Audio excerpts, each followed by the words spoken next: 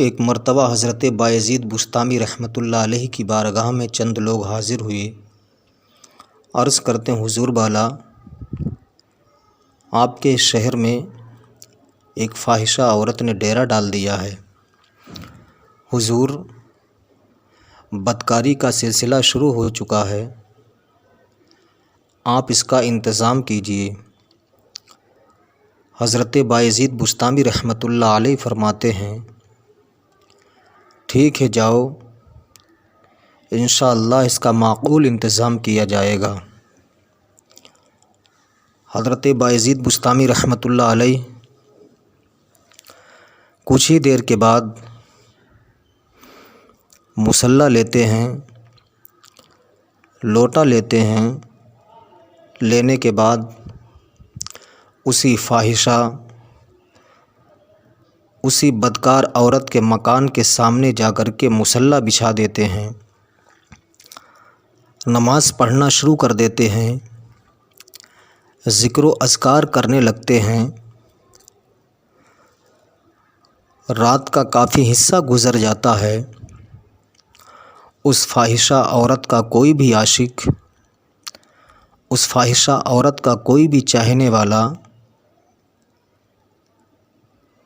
جب رات میں اس سے ملاقات کرنے کے لیے نہ پہنچا تو عورت سوچ و فکر میں پڑ گئی، آخر معاملہ کیا ہے؟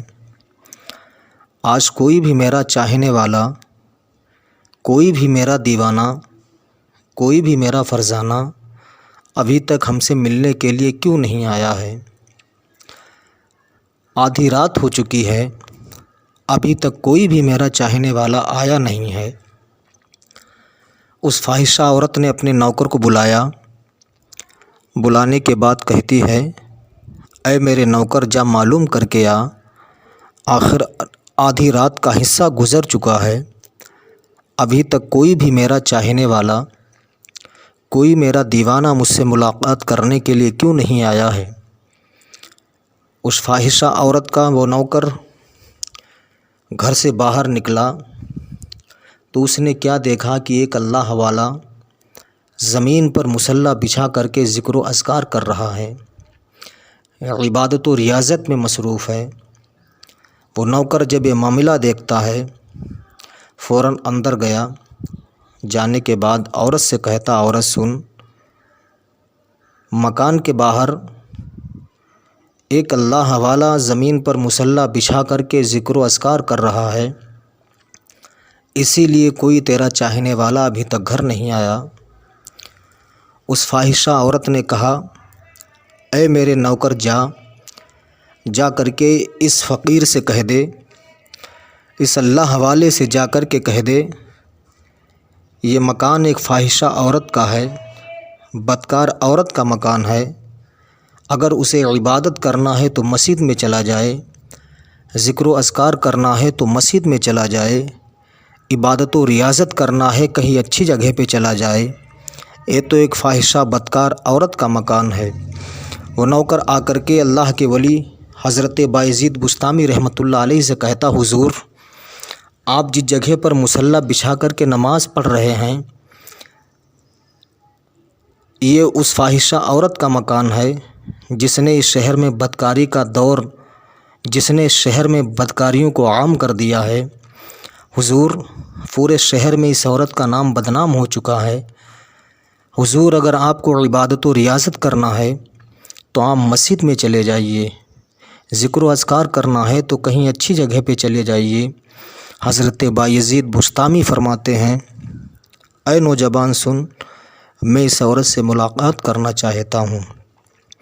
اتنا کہا، وہ نوکر کہتا، حضور، وہ عورت بات کرنے سے پہلے 200 دینار لے لیتی ہے، اس کے بعد میں بات کرتی ہے۔ حضرت بایزید بسطامی رحمۃ اللہ علیہ نے جیب میں ہاتھ ڈالا، ڈالنے کے بعد 200 دینار نکالنے کے بعد اس نوکر کو دے دیے۔ وہ نوکر 200 دینار لے کر کے اندر گیا، جانے کے بعد فاحشہ عورت کو دیے۔ وہ فاحشہ عورت شش و پنج میں ڈوب گئی، آخر معاملہ کیا ہے؟ یہ کون ایسا نمازی ہے جو عبادت و ریاضت بھی کر رہا ہے، ذکر و اذکار بھی کر رہا ہے، لیکن مجھ سے ملاقات بھی کرنا چاہتا ہے؟ اب وہ فاحشہ عورت اس نوکر سے کہتی ٹھیک ہے اس کو بلاؤ۔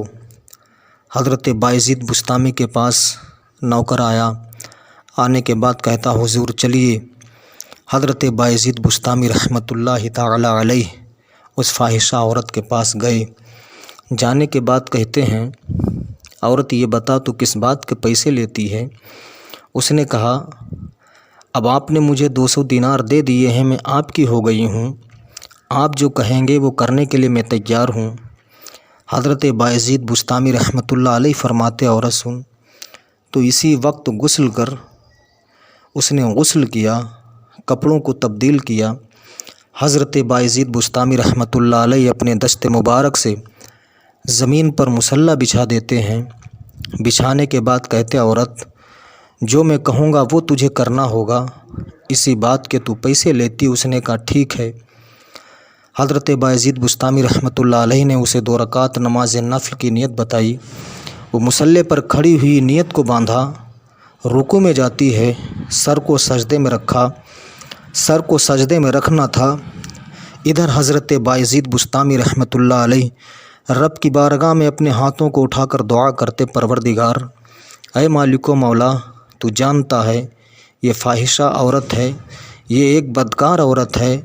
اے مولا اس فاحشہ عورت کا سر تیری بارگاہ میں جھکانا میرا کام تھا اور اس کا دل سنوارنا اب تیرا کام ہے۔